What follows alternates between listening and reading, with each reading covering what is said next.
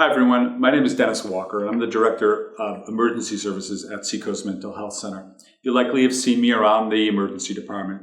My primary role is to supervise the master's level clinicians who you refer to in the emergency department for those dealing with a mental health crisis and manage the day-to-day operations of the team and how it connects with Exeter Hospital.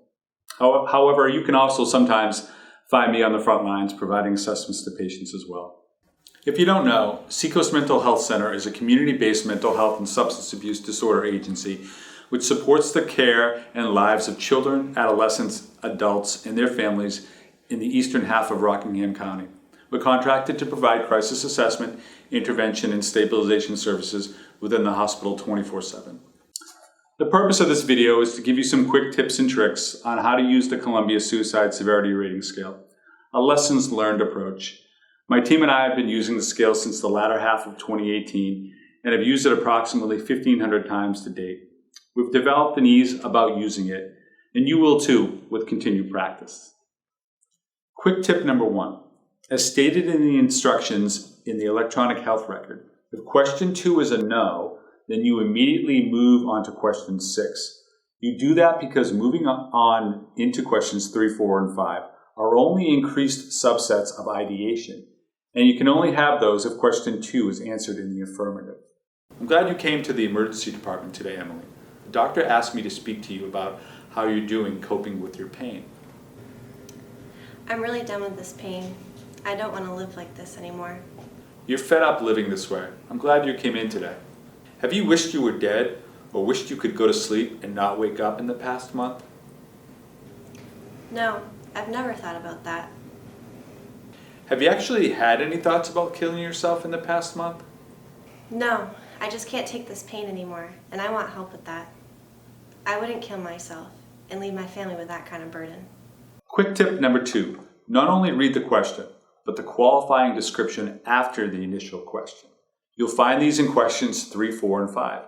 The description helps clarify the initial question and becomes critical for positive screens. We have found that patients often need our help in clarifying what the questions mean, and so giving the extra description of what you are asking is essential. Quick tip number 3. This is especially seen in question 6. Question 6 is obviously an important question that accounts for actual suicide attempts. Many patients will not see some of their behaviors as attempts, so it's important with the question to read out the entire list of possibilities written into the question. One central example that most clinicians code incorrectly involves self-injury. When self-injury, such as cutting, involves concurrent thoughts of wanting to die by the cutting, that is coded as a suicide attempt and thus a positive score on question 6. Why is that? Patients who cut themselves with concurrent thoughts of wanting to die by the cutting are 8 to 10 times more likely to die in that way. Is it okay if I ask you some additional questions about suicide? Have you done anything, started to do anything, or prepared to do anything to end your life in the past month? Examples of this would be collected pills, obtained a gun, gave away valuables, wrote a will or a suicide note, held a gun but changed your mind, cut yourself, or tried to hang yourself?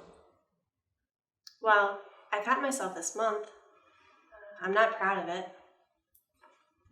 What did you use to cut yourself, if I may ask? I used a knife. While you were cutting, were you thinking of dying by cutting yourself with a knife? Oh no, I wasn't thinking about dying. I guess I just was trying to feel better. Quick tip number 4.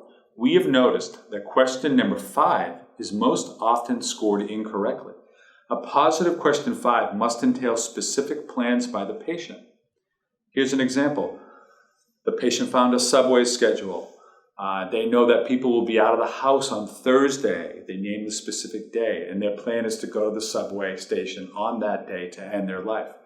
Again, a positive question 5 must have specificity of plan and action, otherwise it's scored as no. Your mother said that you had a plan to end your life. Is that true? Yes, my life has been hard lately, and I just don't know if I can take it anymore. I don't know if I can keep hanging in there. I'm sorry to hear that. Can you tell me more? I've been gathering some pills, and I've been thinking about using them. Have you started to work out or worked out the details of how to kill yourself? It never got that specific, where I picked out a day or time. Do you intend to carry out this plan? I don't think I could really do this at the end of the day. I'm too scared. Quick tip number 5. The Columbia scale does not replace your own clinical intuition and judgment. If you are scoring a patient on this and they, for example, initially say yes to a question and immediately backtrack on it, and you see this uneasiness in answering the questions that you're asking, go with your gut and score it as you see it clinically. Our instincts can often be correct, and Seacoast Mental Health Center can sort it out later with a more thorough assessment of the situation. Just be sure to tell us which questions you felt weren't being answered honestly or with hesitation. Seacoast Mental Health Center will use a longer version of the scale along with a thorough assessment to look at the entire clinical picture, provided the patient is within a rating zone that requires further assessment, or they agree to stay for one. Conversely, Seacoast Mental Health Center will see anyone who requests to be seen for a mental health crisis, even though they initially didn't come in with that complaint, no matter where they score on the Columbia Suicide Severity Rating Scale. Quick tip number 6, regarding documentation in the orange zone.